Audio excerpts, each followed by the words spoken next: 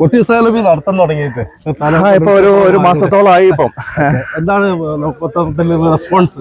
തീർച്ചയായിട്ടും അല്ല, ഇതൊരു ആശയം എന്ന നിലയിൽ തുടങ്ങിയതാണ്.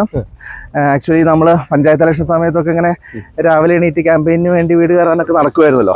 അപ്പം അതിനുശേഷം അത് തുടരണം രാവിലെ എന്ന് വിചാരിച്ചിരുന്നു. പിന്നെ ഇടയ്ക്ക് വീണ്ടും ഒരു ചെറിയ ബ്രേക്ക് വന്നു. അതിനുശേഷം ന്യൂ ഇയറിന് വീണ്ടും നമ്മൾ ന്യൂ ഇയർ റെസൊല്യൂഷനൊക്കെ എടുക്കുമല്ലോ സാധാരണ. അപ്പം അങ്ങനെ തീരുമാനിച്ചതാണ്. തികച്ചും ഹെൽത്തി വാക്കാണല്ലോ ഉദ്ദേശിക്കുന്നത്. അർത്ഥം കാണുന്നവർ പറയുന്നവർ പൊളിറ്റിക്സ് വാക്കാണ്. എന്താണ് അതിനെക്കുറിച്ച് പറയാനുള്ളത്? അല്ല, പറയുന്നവർക്ക് പറയാം. പക്ഷേ നമ്മളത് സ്വാഭാവികമായിട്ട് തുടങ്ങിയപ്പോൾ ആദ്യം 3-4 ആളെ ഉണ്ടായിരുന്നല്ലോ. അങ്ങനെ ഒരു പൊളിറ്റിക്കൽ ഉദ്ദേശത്തോടു കൂടിയാണെങ്കിൽ ആദ്യം തന്നെ നമുക്ക് ഓർഗനൈസ് ചെയ്ത് ഒരു 50 ആളായിട്ട് നടക്കാമായിരുന്നല്ലോ. ആക്ച്വലി ഫസ്റ്റ് ദിവസം ഞാനും വേറെ 3 ആളുകളും ഉണ്ടായിരുന്നല്ലോ. പിന്നെയാണ് കുറേ ആളുകൾ ഇത് കേട്ടറിഞ്ഞ് പല സ്ഥലങ്ങളിൽ താല്പര്യപ്പെട്ട് കടന്നു വരുന്നത്. കാരണം നമ്മൾ ഓരോ ദിവസവും ഓരോ റൂട്ടിലാണല്ലോ പോകുന്നത്. അപ്പം സ്ഥിരമായിട്ടിപ്പോൾ ഞങ്ങളുടെ ടീമിൻ്റെ ഭാഗമായിട്ട് നടക്കുന്ന കുറേ ആളുകളുണ്ട്. മാത്രമല്ല ഓരോ ദിവസം ഓരോ സ്ഥലങ്ങളിലായതുകൊണ്ട് അവിടത്തുള്ള പ്രാദേശികമായിട്ടുള്ള ആളുകൾ അന്ന് ജോയിൻ ചെയ്യും. അപ്പം അങ്ങനെയാണ് ഇതൊരു കുറച്ചൊരു ലാർജർ നമ്പറിലേക്ക് വന്നത്. തുടരാൻ തന്നെയാണ് തീരുമാനം. തീർച്ചയായിട്ടും. അപ്പോൾ ഒരു ഹെൽത്ത് എന്ന് പറയുന്നത് നമുക്ക് എപ്പോഴും വേണ്ടതല്ലേ. അപ്പോൾ അതുകൊണ്ട് എല്ലാ ദിവസവും ഇങ്ങനത്തെ ഒരു കൾച്ചറിലേക്ക് കൊണ്ടുവരാൻ സാധിക്കുക എന്നുള്ളതാണ് നമ്മൾ ലക്ഷ്യം വയ്ക്കുന്നത്. കഴിഞ്ഞ ദിവസം ഇവിടെ പെരിങ്ങോട് ഹെറിറ്റേജ് മാരത്തോൺ എന്ന പേരിലുള്ള ഒരു വലിയ ഇവന്റ് അവർ സംഘടിപ്പിച്ചിരുന്നു. അപ്പോൾ അവിടെയും നമ്മൾ കാണാൻ സാധിക്കുന്നത് ഒരു പുതിയ കൾച്ചർ നമ്മുടെ നാട്ടിലേക്ക് കൊണ്ടുവരികയാണ്. രാവിലെ ഇങ്ങനെയൊക്കെ കുറച്ച് കാര്യങ്ങളൊക്കെ ചെയ്യുന്ന ഒരു ദിവസം നല്ല നിലയിൽ സ്റ്റാർട്ട് ചെയ്യാൻ കഴിയുന്ന തരത്തിലുള്ള ഒരു നല്ല മൂവ്മെന്റ്. അപ്പോൾ ഏതായാലും അത് കണ്ടിന്യൂ ചെയ്യാൻ പറ്റുന്നിടത്തോളം ചെയ്യണം എന്നുള്ളത് തന്നെയാണ് ആഗ്രഹം. ഈ നടത്തത്തിലൂടെ നഷ്ടപ്പെട്ടവൾ തിരിച്ചു വിളിക്കാൻ സാധിക്കും എന്നുള്ളൊരു പ്രതീക്ഷയുണ്ടോ? രാഷ്ട്രീയ ലക്ഷ്യങ്ങളില്ലാന്ന് പറഞ്ഞല്ലോ. രാഷ്ട്രീയ ലക്ഷ്യങ്ങളില്ല. തിരിച്ചു പിടിക്കുക എന്നുള്ളത് വേറൊരു ലക്ഷ്യമാണ്. അതിന് വേണ്ടിയിട്ടുള്ള പ്രവർത്തനങ്ങൾ ഞങ്ങൾ വേറെ മുന്നോട്ട് കൊണ്ടുപോകുന്നുണ്ട്. ഇപ്പോൾ കഴിഞ്ഞ ദിവസമാണ് പ്രതിപക്ഷ നേതാവ് വി ഡി സതീശൻ നയിക്കുന്ന പുതുയുഗ യാത്ര ഇവിടെ വന്നത്. അപ്പോൾ ഏറ്റവും വലിയൊരു വരവേൽപ്പാണ് അതിന് തൃത്താലയിൽ നമുക്ക് ഒരുക്കാൻ സാധിച്ചത്. അപ്പോൾ അത് ഞങ്ങളുടെയൊക്കെ പ്രതീക്ഷകളെ കവച്ചു വയ്ക്കുന്ന തരത്തിൽ നല്ലൊരു ടേൺ ഔട്ട് ഉണ്ടായത്. അപ്പോൾ അതൊക്കെ ഈ ഒരു മാറ്റത്തിൻ്റെ സൂചന തന്നെയാണ് നൽകുന്നത്. പക്ഷെ അത് വേറൊരു വിഷയം. ഇത് ഞങ്ങളുടെ ഹെൽത്തും എൻഡ്യൂറൻസും സ്റ്റാമിനയും ഒക്കെ വർദ്ധിപ്പിക്കുന്നതിന് വേണ്ടിയിട്ടുള്ള നല്ലൊരിത്. കാരണം ഇതിൽ സ്ഥിരമായിട്ട് നടന്ന പലരും ആ മാരത്തോണിലൊക്കെ ഓടാൻ തയ്യാറായി.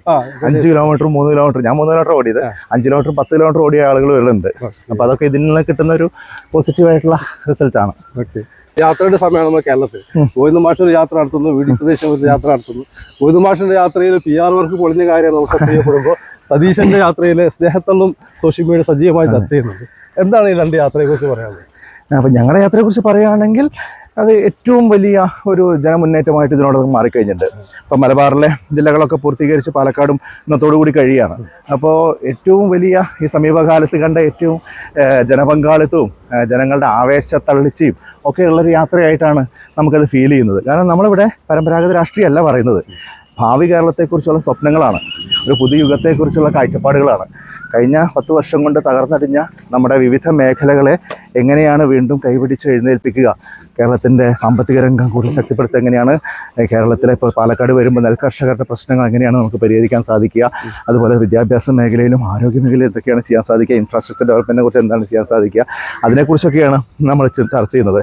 ഇന്നലത്തെ നമ്മുടെ തൃത്താലയിലെ വേദിയിൽ വെച്ചിട്ട് ഈ കേരളത്തിൻ്റെ ആരോഗ്യ രംഗത്തെ വീണ്ടെടുക്കുന്നതിന് വേണ്ടിയുള്ള വലിയ സമഗ്രമായിട്ടുള്ള പരിഷ്കാരങ്ങൾ ഉൾക്കൊള്ളിക്കുന്ന റിപ്പോർട്ട് വിദഗ്ധരുടെ സഹായത്തോടു കൂടി തയ്യാറാക്കിയത് നമ്മൾ പുറത്തിറക്കി.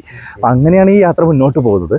അപ്പുറത്ത് ഈ പറഞ്ഞ പോലെ PR വർക്കുകളും കപടനാട്യങ്ങളും ജനങ്ങളെ പറ്റിക്കാനുള്ള പതിവുടായ്പകളുമായിട്ട് നടക്കുകയാണ്. ആ നിലയ്ക്കുള്ള താല്പര്യക്കുറവ് അതിൽ പൊതുവെ കാണാനുണ്ട്. നിയമസഭാ തെരഞ്ഞെടുപ്പിലെ സ്ഥാനാർത്ഥികളെ തീരുമാനിക്കുന്ന തിരക്കിലാണ്. തൃത്താലയിലേക്ക് താങ്കളെ പരിഗണിക്കപ്പെടുന്നു പറയുന്ന മറ്റു പല പേരുകളും കാണുന്നുണ്ട്. എന്താണ്, വീണ്ടും ഒരു അംഗത്തിലെ തൃത്താലയ്ക്ക് എത്തുമോ? അതൊക്കെ പാർട്ടി ഉചിതമായിട്ടുള്ള സമയത്ത് പ്രഖ്യാപന രൂപത്തിൽ ജനങ്ങളെ അറിയിക്കും. അപ്പോൾ ഞാൻ തൃത്താലയിൽ രാഷ്ട്രീയ പ്രവർത്തനമാണല്ലോ നടത്തുന്നത്. കഴിഞ്ഞ 15 വർഷത്തിൽ 10 വർഷം MLA ആയിരുന്നു. കഴിഞ്ഞ 5 വർഷമായിട്ട് ജനപ്രതിനിധി അല്ല. പക്ഷെ അപ്പോഴൊക്കെ നമ്മൾ തൃത്താലയിൽ ബേസ് ചെയ്തുകൊണ്ടാണ് നമ്മുടെ രാഷ്ട്രീയ പ്രവർത്തനങ്ങൾ നടത്തുന്നത്. അപ്പോൾ അത് ആ ലെവലിൽ കണ്ടിന്യൂ ചെയ്യുന്നുള്ളൂ. ബാക്കി സ്ഥാനാർത്ഥിത്വത്തെക്കുറിച്ച് ഈ മാസം എൻഡോടുകൂടി ഒരുപക്ഷെ നമുക്കൊരു ഫസ്റ്റ് ലിസ്റ്റ് പുറത്തിറക്കാൻ കഴിയുമെന്നുള്ളതാണ് ഞങ്ങളുടെ പ്രതീക്ഷ.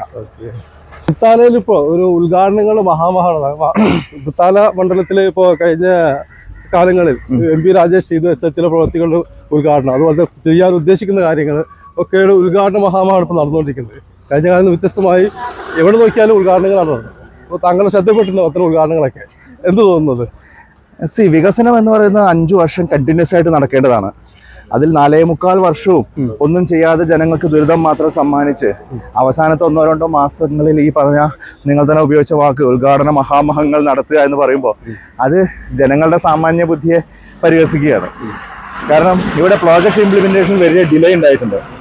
2021-ലും 2022-ലും ഒക്കെ പ്രഖ്യാപിച്ച പല പദ്ധതികളും ഇപ്പോഴാണ് അതിൻ്റെ നിർമ്മാണോദ്ഘാടനം പോലും ചിലത് നടക്കുന്നത്. ഇപ്പോൾ വെള്ളിയാങ്കല്ല് ടൂറിസം പദ്ധതി, ഇപ്പം ഞാൻ MLA ആയിരിക്കുന്ന സമയത്താണ് ആ പദ്ധതി ഇന്നത്തെ അവസ്ഥയിലേക്ക് നല്ല ലെവലിൽ ഒരു ശ്രദ്ധേയമായ ടൂറിസം ഡെസ്റ്റിനേഷനായിട്ട് നമുക്ക് നന്നാക്കിയെടുക്കാൻ സാധിച്ചത്. പക്ഷേ അതിനുശേഷം കഴിഞ്ഞൊരു 4 വർഷമായിട്ട് ഒന്നും നടക്കാതെ ഇപ്പോൾ ഇതാ പഞ്ചായത്ത് ഇലക്ഷൻ്റെ ഒരാഴ്ച മുമ്പാണ് അവിടെ പുതിയ കുറച്ച് നിർമ്മാണ പ്രവർത്തനങ്ങളുടെ ഉദ്ഘാടനം ഇപ്പം നടക്കുന്നത്. ഈ 5 വർഷമായിട്ട് അവിടെ ശ്രദ്ധേയമായിട്ടുള്ളൊരു മാറ്റം ഉണ്ടായിട്ടില്ല. ഇതുപോലെ തന്നെയാണ് ഓരോ കാര്യങ്ങളും. ഇപ്പോൾ തൃത്താലയിൽ ഇപ്പോൾ ഞാൻ ജനപ്രതി ആയിരിക്കുന്ന സമയത്ത് ഒരു കോളേജ് കൊണ്ടുവന്നു മാത്രമല്ല, അതിൽ ക്ലാസ് തുടങ്ങി. ഫസ്റ്റ് ബാച്ചും സെക്കൻഡ് ബാച്ചും തേർഡ് ബാച്ചും ഒക്കെ പഠനം പൂർത്തീകരിച്ച് പുറത്തിറങ്ങി 5 വർഷത്തിനകത്ത് തന്നെ. പക്ഷേ ഇപ്പോൾ ഇവിടെ നഴ്സിംഗ് കോളേജൊക്കെ പ്രഖ്യാപിക്കുമ്പോൾ എന്ന് ക്ലാസ് തുടങ്ങാൻ കഴിയും എന്നുള്ളതിനെക്കുറിച്ച് പോലും അവർക്ക് ഐഡിയ ഇല്ല. അപ്പം അങ്ങനെ തുടർച്ചയായിട്ടുണ്ടാവേണ്ട വികസന പ്രവർത്തനങ്ങൾ അത് ചെയ്യാതെ അവസാന സമയത്ത് കാട്ടിക്കൂട്ടിയാൽ അത് ജനങ്ങൾക്ക് മനസ്സിലാക്കാൻ കഴിയും തന്നെയാണ് എൻ്റെ പ്രതീക്ഷ. എന്തായാലും ഈ യാത്ര തുടരത്തെ ഒരേ മനസ്സോടെ ഒരുമിച്ചുള്ള യാത്രയ്ക്ക് എല്ലാവിധ ആശംസകളും നേരുന്നു. തീർച്ചയായിട്ടും സന്തോഷം അൻവർ. തീർച്ചയായിട്ടും അൻവറിൻ്റെ നാട്ടിലൂടെ ഇങ്ങനെ യാത്ര ചെയ്യാൻ സാധിച്ചു എന്നുള്ള സന്തോഷമുണ്ട്.